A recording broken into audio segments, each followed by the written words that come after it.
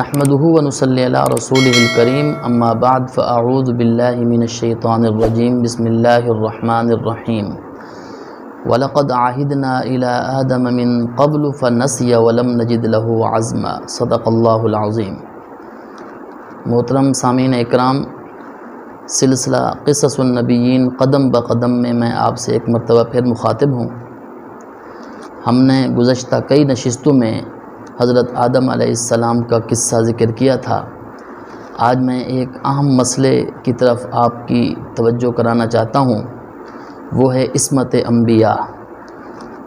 اللہ تعالیٰ نے اس آیت کے اندر حضرت آدم علیہ السلام کو ایک تاکیدی حکم جاری فرمایا۔ اللہ تعالیٰ نے فرمایا کہ جو تاکیدی حکم ہم نے جاری فرمایا تھا وہ کیا تھا؟ وہ یہ تھا کہ ایک معین درخت اس کے قریب نہیں جانا۔ تو حضرت آدم علیہ السلام بھول گئے اور حضرت آدم علیہ السلام کو ہم نے عزم کے اندر مضبوط نہیں پایا۔ اب یہ دو لفظ ہیں، ایک ہے نسیان کا اور ایک ہے عزم کا۔ نسیان کا معنی تو ہوتا ہے بھولنا، اور بھولنا یہ غیر اختیاری عمل ہے، اور دوسرا عزم ہے۔ عزم کہتے ہیں کہ کسی کام کے کرنے کے اوپر پکا ارادہ کر لینا۔ تو یہ بات مسلم ہے کہ حضرت آدم علیہ السلام اولو العزم پیغمبروں میں سے ہیں، اور اللہ کا پیغمبر معصوم ہوتا ہے۔ معصوم کا مطلب یہ ہوتا ہے کہ اللہ کا پیغمبر گناہوں سے معصوم ہوتا ہے، یعنی ان سے گناہ سرزد نہیں ہوتا۔ ایک معصوم ہوتا ہے، ایک محفوظ ہوتا ہے۔ تو اس کا عام فہم جو ہے نا معنی وہ یہ ہے کہ جو معصوم ہوتا ہے برائی اس کے قریب نہیں جاتی۔ اللہ کا پیغمبر معصوم ہوتا ہے تو برائی اس کے قریب نہیں جاتی، اور اللہ کا ولی وہ محفوظ ہوتا ہے تو وہ برائی کے قریب نہیں جاتا۔ تو اس وجہ سے اللہ کا پیغمبر معصوم ہوتا ہے، اس سے گناہ نہیں سرزد ہوتا۔ ہاں، نسیان اور بھول یہ غیر اختیاری چیز ہے، اور یہ انسان کے منافی نہیں ہے، انسان سے سرزد ہو جائے اس چیز کے منافی نہیں ہے۔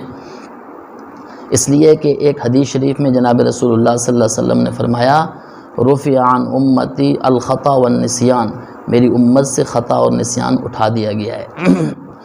تو حضرت آدم علیہ السلام سے جو بھول ہوئی یہ غیر اختیاری چیز تھی، لیکن اللہ تعالیٰ نے کچھ اختیاری اسباب رکھے تھے، وہ اگر اپنا لیے جاتے تو وہ اس حکم جو ہوا تھا کہ اس درخت کے قریب نہیں جانا، اس سے بچ سکتے تھے۔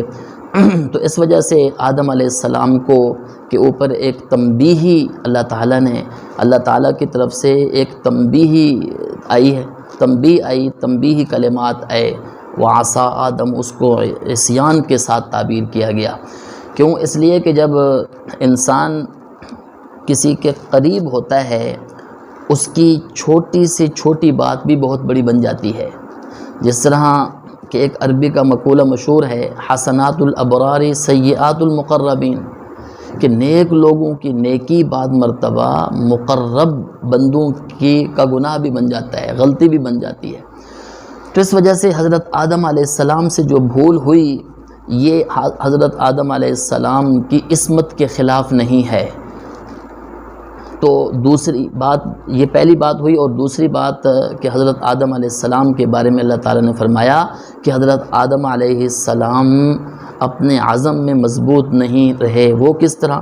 وہ اس طرح کہ آدم علیہ السلام نے یہ ارادہ کر لیا تھا، پکا ارادہ کر لیا تھا، پختہ ارادہ کر لیا تھا کہ میں اس درخت کے قریب نہیں جاؤں گا، لیکن شیطان کے وسوسے ڈالنے کی وجہ سے، شیطان کے ان کو بہکانے کی وجہ سے وہ اپنے عزم پر، ان کے عزم کے اندر فرق آ گیا، ان کے عزم کے اندر کچھ کمی آ گئی۔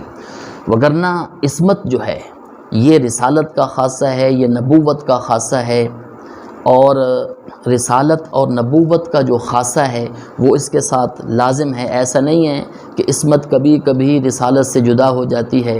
جس طرح رسالت جو ہے وہ اللہ کے پیغمبر سے، نبوت جو ہے وہ بھی اللہ کے پیغمبر سے جدا نہیں ہوتی۔ بعض لوگوں کو یہ غلط فہمیاں رہتی ہیں، بعض لوگ اس طرح کی باتیں کرتے ہیں کہ یہ عصمت جو ہے یہ اللہ کے پیغمبر سے جدا ہو جاتی ہے، جس طرح رسالت بعض مرتبہ جدا ہو جاتی ہے، اور بشریت کے تقاضوں کی وجہ سے بعض مرتبہ اللہ کا پیغمبر اپنے فرض منصبی کے اندر بھی کمی اور کوتاہی کر جاتا ہے۔ اس طرح کی باتیں بعض لوگوں نے کی ہیں، یہ گمراہ قسم کی باتیں ہیں، اور یہ خود بھی لوگ ایسی باتیں کر کے گمراہ ہوتے ہیں اور دوسروں کو بھی گمراہ کرنے کی کوشش کرتے ہیں۔ تو یہ بات واضح طور پر ہے کہ اللہ کا پیغمبر معصوم ہے، اور عصمت یہ اللہ کے پیغمبر کے ساتھ جڑی ہوئی ہے، اللہ کے پیغمبر کے ساتھ ملی ہوئی ہے۔ تو اس وجہ سے جہاں کہیں بھی اللہ کے پیغمبر کے بارے میں یہ بات آئی کہ یہاں ان سے جو ہے نا غلطی ہوئی، تو اس کا مطلب یہ ہے کہ ان سے بھول ہوئی، اور اس وجہ سے وعصى آدم ربہ، یہ اس بھول کے اوپر ایک بہت بڑی تنبیہ اللہ تعالیٰ کی طرف سے ہوئی ہے۔ تو اس وجہ سے حضرات انبیاء علیہم السلام، ہمارا اہل سنت والجماعت کا یہ عقیدہ ہے کہ حضرات انبیاء علیہم السلام وہ معصوم ہیں، ان سے گناہ سرزد نہیں ہوتا، یہ ممکن ہی نہیں ہے۔ اگر یہ بات ممکن ہونے لگ جائے تو پھر آگے یہ بات آ جاتی ہے کہ اللہ کا پیغمبر اپنے فرض منصبی کے اندر کمی، نعوذ باللہ، کہیں کمی نہ کر بیٹھیں اپنے فرض منصبی سے، کہ یعنی جو اللہ تعالیٰ نے ان کو رسالت عطا فرمائی ہے اس رسالت کے اندر کہیں کمی نہ آ جائے۔